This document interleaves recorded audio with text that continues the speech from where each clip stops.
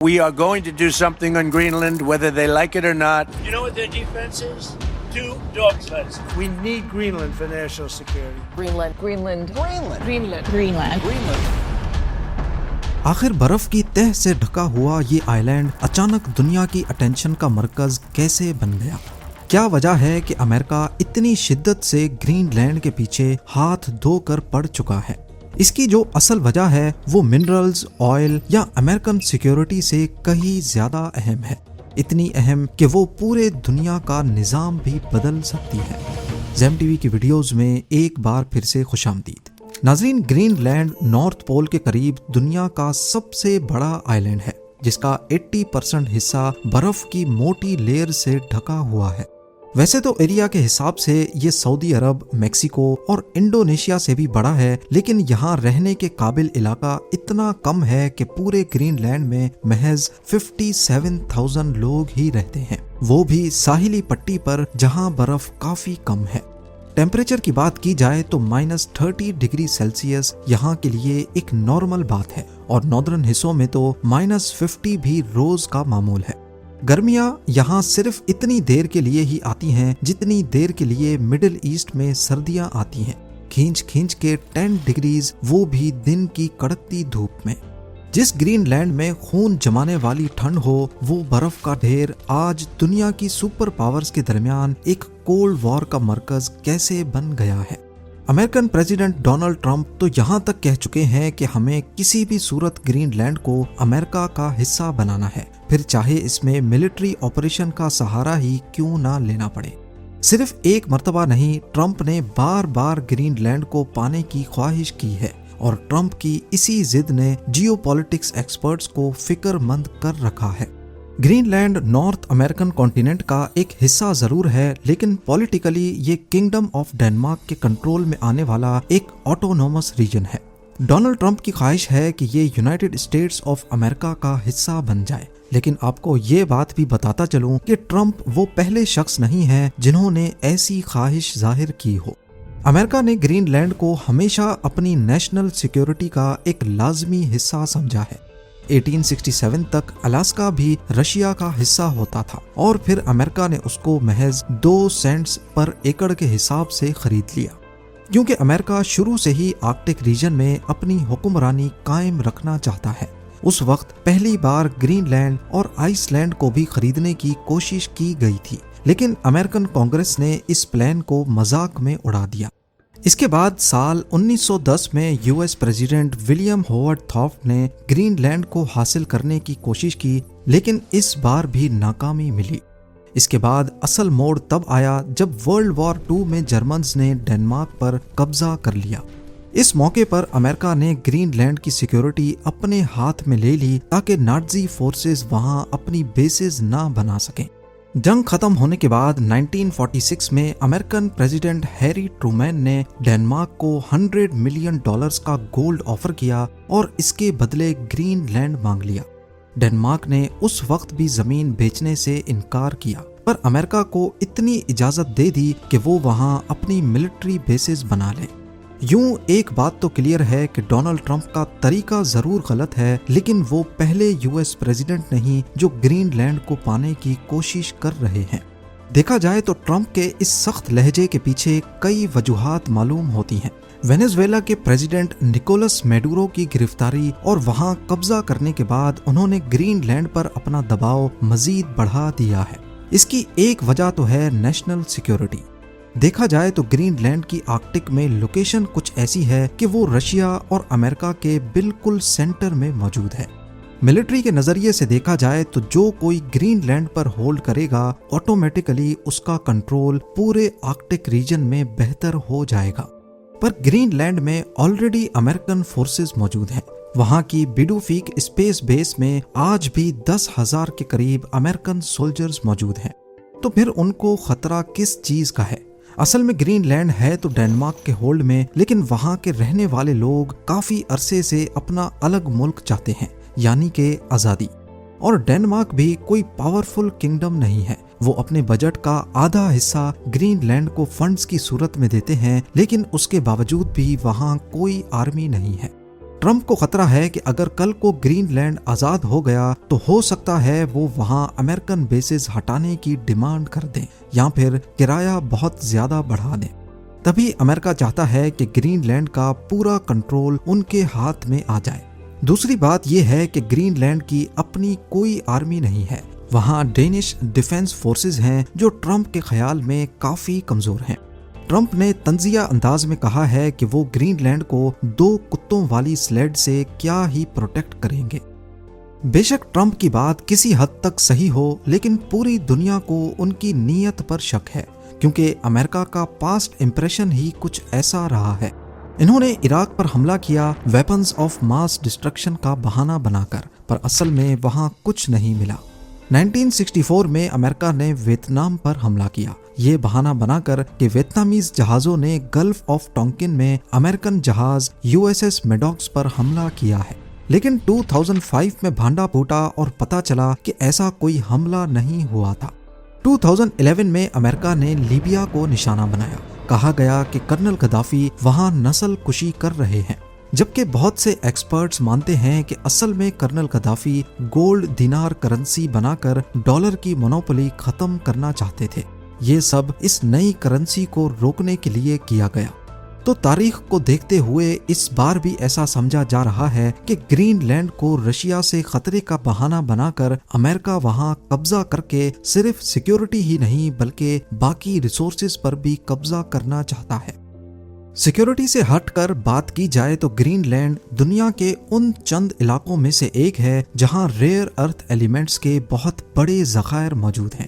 یہ منرلز اتنے اہم ہیں کہ آنے والی ٹیکنالوجی کے لیے انہیں آکسیجن کہا گیا ہے۔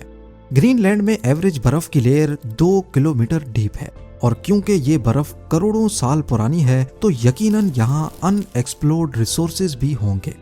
جیولوجیکل سرویز کے مطابق گرین لینڈ ریئر ارتھ ایلیمنٹس کا 8واں بڑا ذخیرہ ہے، جس میں نیوڈیمیم ہے جس سے الیکٹرک گاڑیوں اور ٹربائنز کے میگنیٹس بنتے ہیں، گیلیم ہے جو AI چپس اور ریڈار سسٹمز میں کام آتا ہے، یورینیم ہے جو نیوکلیئر انرجی میں استعمال ہوتا ہے، اور سلیکون جو سیمی کنڈکٹرز اور سولر پینلز بنانے میں فائدے مند ہے۔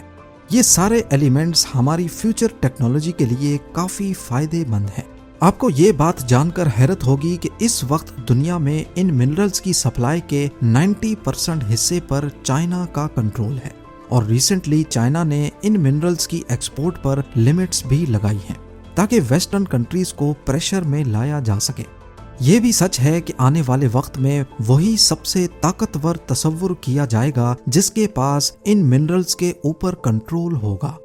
یہ بھی ایک وجہ ہے کہ ٹرمپ گرین لینڈ کے ان منرلز کو حاصل کر کے چائنا کی مونوپولی توڑنا چاہتے ہیں۔ بتانے کی ضرورت تو نہیں ہے، لیکن سروے کے مطابق صرف نارتھ ایسٹ گرین لینڈ کے نیچے ہی 31 ارب بیرلز آئل کا ذخیرہ ہے، اور باقی پورے گرین لینڈ میں کتنا آئل ہے اس کا اندازہ آپ خود لگا لیں۔ سیکیورٹی، ریئر ارتھ ایلیمنٹس اور آئل سے ہٹ کر انٹرنیٹ کیبلز کی سیکیورٹی بھی ایک بڑی وجہ ہے۔ جیسا کہ آپ جانتے ہیں کہ دنیا کا انٹرنیٹ اور کمیونیکیشنز کا نظام سمندر کے نیچے بچھی ہوئی کیبلز کے ذریعے چلتا ہے۔ گرین لینڈ کا مقام ایسا ہے کہ یہاں سے گزرنے والی کیبلز امریکہ اور یورپ کو آپس میں جوڑتی ہیں۔ رشیا کی گوسٹ ویسلز اکثر ان کیبلز کے آس پاس دیکھی گئی ہیں، اور امریکہ کو ڈر ہے کہ جنگ کی صورت میں رشیا ان کیبلز کو کاٹ کر کمیونیکیشن کا نظام دھرم بھرم کر سکتا ہے۔ ان کا ماننا ہے کہ اگر گرین لینڈ امریکہ کے پاس ہوگا تو یورپ اور امریکہ کے بیچ آرکٹک سمندر میں یہ کیبلز بھی محفوظ رہیں گی۔ اس کے علاوہ اگر آپ گلوب کو دیکھیں تو گرین لینڈ ہماری دنیا کے ٹاپ پر موجود ہے۔ یہاں بیٹوفیک اسپیس بیس ہے جہاں موجود ہے UEWR یعنی اپ گریڈڈ ارلی وارننگ ریڈار۔ یہ رشیا سے نکلنے والے کسی بھی انٹر کانٹیننٹل بیلسٹک میزائل کو لانچ کے فوراً بعد ڈیٹیکٹ کر سکتا ہے۔ اگر اس میزائل کو امریکہ کی طرف فائر کیا گیا تو وہ پیسیفک یا اٹلانٹک اوشن کے اوپر سے نہیں بلکہ گرین لینڈ کے اوپر سے گزرے گا۔ اس کا مطلب ہے کہ اگر امریکہ کی گرین لینڈ پر پکڑ نہیں ہوگی تو یہ سیدھا سادہ US مین لینڈ کو خطرہ ہے۔ اور سب سے اہم وجہ جس کے بارے میں کوئی بات نہیں کر رہا وہ ہے نیا ٹریڈ روٹ۔ صدیوں سے انسان ایک ایسے راستے کی تلاش میں ہے جو یورپ اور ایشیا کو جلد از جلد ملا سکے۔ پرانے زمانے میں بحری جہازوں کو پورے افریقہ یا ساؤتھ امریکہ کا چکر کاٹ کر جانا پڑتا تھا، پھر سوئز اور پیناما کینال بنائے گئے جس سے مہینوں کا سفر ہفتوں میں بدل گیا۔ لیکن آرکٹک اوشن کا راستہ ہمیشہ برف سے بند رہا اور یہ راستہ کارگو شپس کے لیے کراس کرنا ناممکن سمجھا جاتا تھا۔ اب گلوبل وارمنگ کی وجہ سے آرکٹک کی وہ صدیوں پرانی سخت برف آہستہ آہستہ پگھل رہی ہے۔ اس سے ایک نیا سمندری راستہ نکلتا ہوا دکھ رہا ہے جسے نارتھ ویسٹ پیسیج کہتے ہیں۔ مثال کے طور پر اگر ایک بحری جہاز چائنا سے لنڈن جانا چاہتا ہے تو سوئز کینال کے بجائے اس نئے آرکٹک راستے سے اسے تقریباً 9000 کلومیٹر کم سفر کرنا پڑے گا۔ اس کا مطلب ہے کہ نہ صرف کروڑوں ڈالرز کا فیول بچے گا بلکہ سفر کے 10-15 دن بھی بچ جائیں گے۔ تو اصل میں یہ معاملہ صرف گرین لینڈ کا نہیں بلکہ اس نئے راستے کو کنٹرول کرنے کا بھی ہے۔ جو ملک اس راستے کو کنٹرول کرے گا وہ دنیا کی گلوبل ٹریڈ کا گیٹ کیپر کہلائے گا۔ رشیا کے پاس آلریڈی دنیا کا سب سے بڑا آرکٹک اوشن کا ساحل ہے اور وہ اپنے راستے پر ٹیکس لگانا چاہتا ہے۔ چائنا کی بات کی جائے تو وہ یہاں پولر سلک روڈ بنانا چاہتا ہے۔ اب امریکہ کو ڈر ہے کہ اگر وہ پیچھے رہ گیا تو دنیا کی گلوبل ٹریڈ کی چابی رشیا اور چائنا کے ہاتھ میں چلی جائے گی، جو کہ امریکہ کا ایک ڈراؤنا خواب ہے۔ دیکھا جائے تو گرین لینڈ اس پورے نئے راستے کی انٹرنس پر بیٹھا ہے۔ اگر امریکہ گرین لینڈ کا مالک بن جاتا ہے تو وہ اس نئے سمندری ہائی وے کے لیے ایک ٹول پلازا کا کام کرے گا اور یہ وقت زیادہ دور بھی نہیں ہے۔ ایسٹیمیٹس کے مطابق آنے والے 10-20 سالوں میں برف مزید پگھل جائے گی اور shipping industry north west passage کا رخ کرنے لگے گی۔ پر اگر امریکہ نے گرین لینڈ حاصل کر لیا تو ایکسپرٹس کا ماننا ہے کہ یہ معاملہ گلوبل پالیٹکس میں ایک نئی جنگ کھڑی کر سکتا ہے۔ کیسے؟ ڈنمارک نیٹو کا ممبر ہے۔ ڈنمارک کی پرائم منسٹر نے صاف صاف کہا ہے کہ اگر امریکہ نے زبردستی گرین لینڈ پر قبضہ کرنے کی کوشش کی تو یہ نیٹو کا خاتمہ ہوگا۔ نیٹو کا بنیادی اصول ہے کہ ایک الائی پر حملہ سب پر حملہ تصور ہوگا۔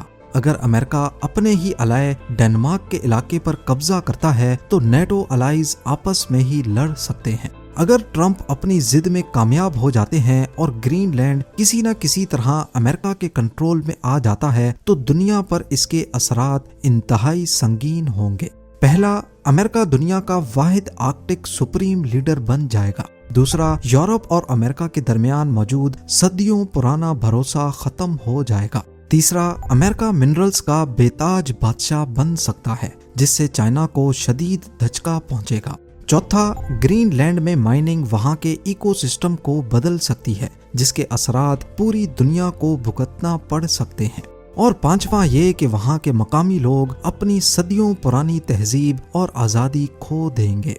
آرکٹک کی پگھلتی ہوئی برف جہاں نئے راستے کھول رہی ہے وہاں دنیا کے لیے نئے خطرات بھی پیدا کر رہی ہے، اور اگر ایسا ہو گیا تو ورلڈ وار 1 اور 2 کے جیسے دنیا میں ایک نیا مائنڈ سیٹ کھڑا ہو جائے گا کہ جو بھی طاقتور ہے وہ کمزور پر حملہ کر کے اس پر قبضہ کر لے۔